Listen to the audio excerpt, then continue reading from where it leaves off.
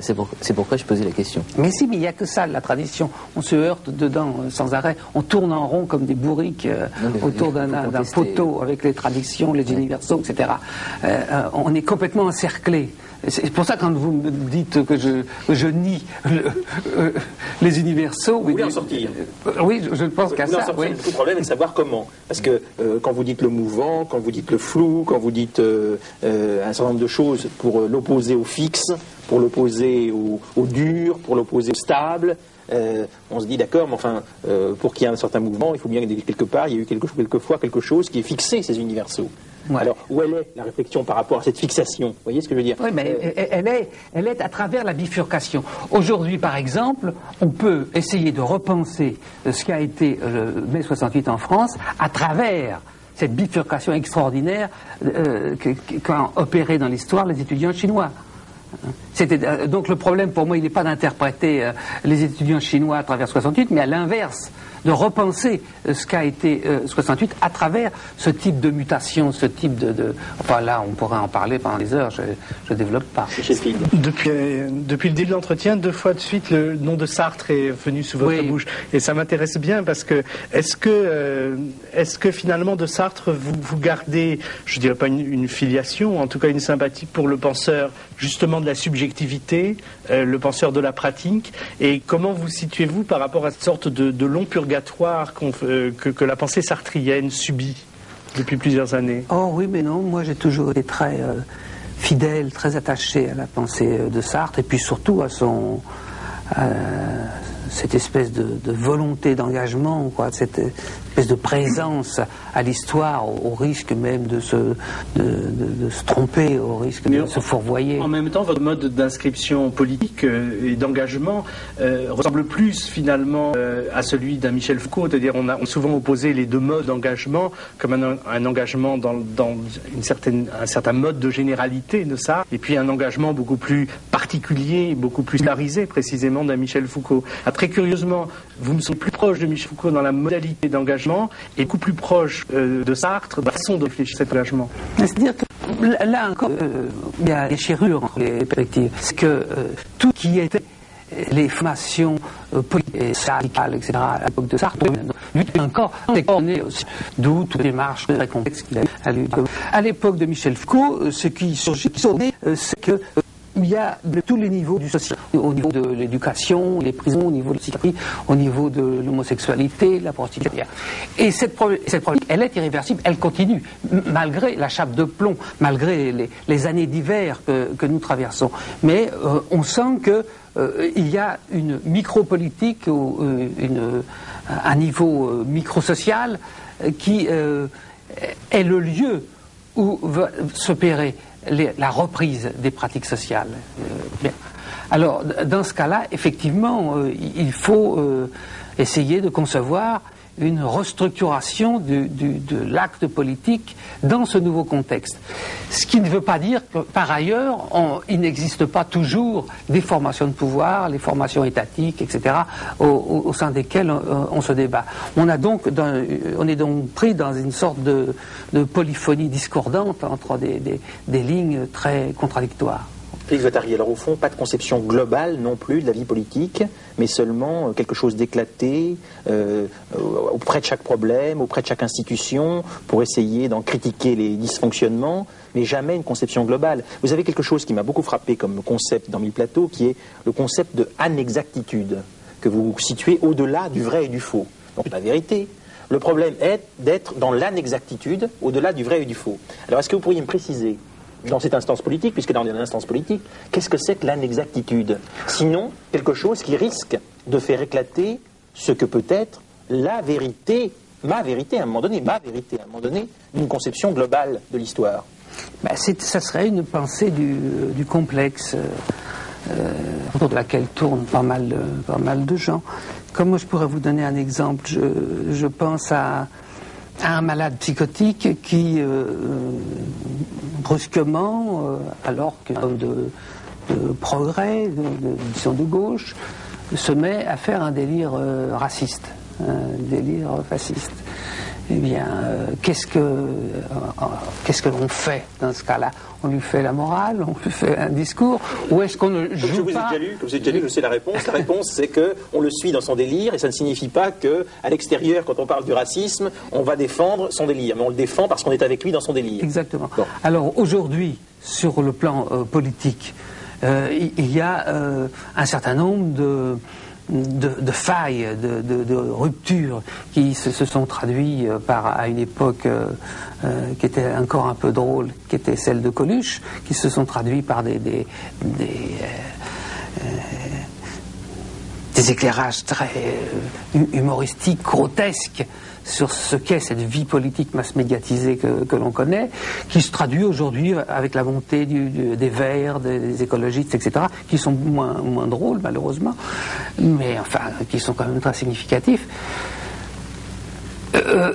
Il y a des phénomènes extraordinaires quand on y pense, la révolte des pompiers, la révolte des policiers, etc. Il continue mai 68. Alors, qu'est-ce que c'était donc cette mise en question des institutions? C'est aujourd'hui. Est-ce qu'il continue bien mai 68? Ah oui, je suis convaincu. Est-ce qu'il n'y a pas dans mai 68 une conception globale que vous récusez, vous? Ah oui, totalement. Est-ce qu'il n'y a pas une philosophie du renversement, d'une autre type de société? Mai 68, c'était pas seulement faisons l'amour, hein. C'était pas seulement changeons l'immédiateté. C'est-à-dire que pour moi, mai 68, ça a été d'abord un fait de rupture et le surgissement, l'émergence de formes mutantes de subjectivation singulières, prises chacune dans des contextes différents, donc pas du tout homogènes, une hétérogenèse de la subjectivité. Ensuite, sont venues à la rescousse toutes les idéologies toutes constituées, toutes les idéologies gauchistes, les idéologies maoïstes, etc. Qui avait un projet global. Oui, mais qui pour moi était une réponse à la rupture, à la faille de 68, du parallèle homothétique à la réponse des policiers, à la réponse d'Edgar Faure à l'époque, ou je ne sais plus qui. Mais mai 68 n'a pas été une révolution, en fin de compte, puisque... Une révolution moléculaire. Oui, justement. Alors vous êtes déçu, finalement, de cette espèce de repli, de retraite, parce que finalement, on peut se poser la question, au nom de quelle morale, de quelle valeur, à un moment donné, excusez-moi de poser la question de manière impertinente par rapport à votre discours, mais au nom de quelle valeur, finalement, tout s'est arrêté. Mais rien ne s'est arrêté. Comment rien ne s'est arrêté? Écoutez, on va prendre un exemple très concret. L'antipsychiatrie. L'antipsychiatrie, puisque c'est comme ça que pour vous, beaucoup de choses ont commencé. Dans votre pratique même, Basaglia est mort, Cooper est mort, Laing vient de mourir. Ils étaient mortels. Je suis d'accord, ils étaient mortels. Mais qui leur succède? Et dans la pratique, comment les choses, non, je veux dire, dans la pratique, quels sont leurs successeurs? Et aujourd'hui, quelles sont les vertus de l'antipsychiatrie? Si on voit exactement comment les choses se sont passées, on se rend compte que même la psychanalyse la médecine de secteur, enfin la sectorisation à l'hôpital, a pour le moins en partie, hélas, échoué.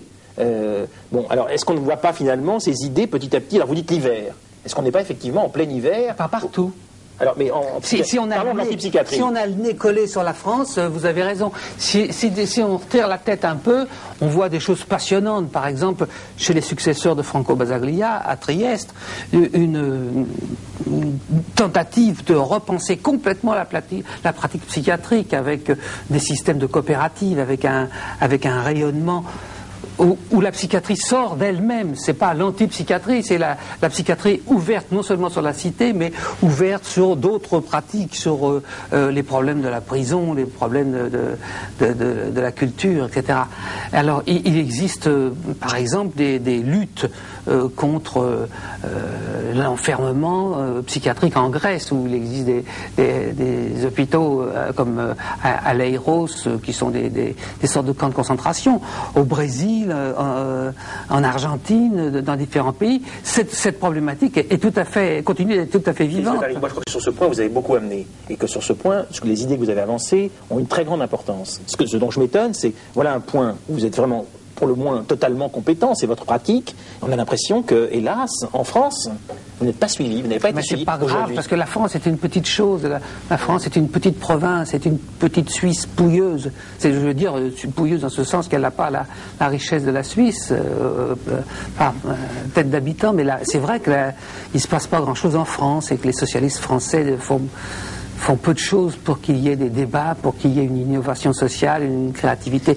Mais dans le tiers-monde... On va parler de politique, parce que c'est pas les partis politiques qui sont en question, c'est plutôt la société civile française. Et l'aspiration de cette société à faire éclater les barrières de l'asile. Mais quand il y a, par exemple, une les lutte... pompiers, quand même. Quand il y a, voilà, mais je vais prendre un autre exemple. Quand il y a une lutte à la fois sectorielle, mais en même temps qu'il y a une dimension beaucoup plus critique, finalement. Je pense au mouvement des infirmières de l'année dernière. Bon, qui d'un certain point de vue, pourrait être un mouvement que vos concepts et que votre pratique théorique permet de comprendre dans toute sa potentialité, ses contradictions, ses hésitations. Force est bien de constater qu'un mouvement comme ça, à un moment donné, se heurte à cette fameuse généralité, par exemple de l'appareil d'État, de la grille de la fonction publique. Et à ce moment-là, ce mouvement se casse. Alors, on peut dire il n'est pas vraiment cassé, ça va peut-être recommencer, la braise continue à brûler sous la neige de ces années d'hiver, mais est-ce que là, il n'y a pas quand même quelque chose qui, d'un point de vue alors à la fois théorique et politique, mérite d'être pensé, c'est qu'en jouant la déterritorialisation des luttes, en jouant la singularisation optimale de la revendication, à un moment donné, on se fragilise par rapport à cette généralité de l'appareil d'État, du pouvoir d'État, et à ce moment-là, on perd, puisque dans une lutte, moi, je trouve que vous ne mettez pas l'éclairage suffisant sur la fragilité de ce pouvoir d'État, et sur son caractère fictif, son caractère de leurre, qui est manifeste dans le domaine économique. J'ai une formation très hegelienne, alors c'est pour ça que je ne suis pas bien préparé à fragiliser l'État. Aujourd'hui, il faut penser les problèmes à l'échelle planétaire, et on voit bien qu'à l'échelle planétaire, toutes ces structures politiques existantes sont complètement hors de la course. Quand vous voyez les dégradations de la biosphère telles qu'elles se développent, l'impuissance totale à contrôler la poussée démographique dans le monde, avec le fait que les Chinois sont revenus maintenant partent tranquillement vers les 2 milliards d'habitants à court terme finalement. Quand vous voyez la montée de la misère, la crise urbaine, etc., Mexico qui va avoir 40 millions d'habitants, etc., alors on se dit que les gens qui sont en position de pouvoir mais ne contrôlent rien du tout. Regardez aujourd'hui même ce qu'on dit du président Bosch.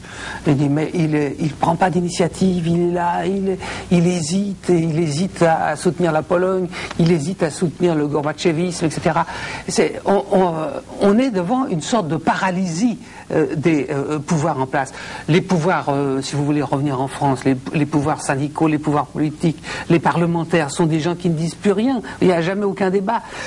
Qu'est-ce que ça signifie? Ça ne signifie pas qu'ils soient idiots ou qu'ils soient pourris, mais ça signifie simplement qu'ils ne sont pas en prise sur les immenses transformations, les immenses révolutions qui nous traversent. Qui peut être en prise globalement?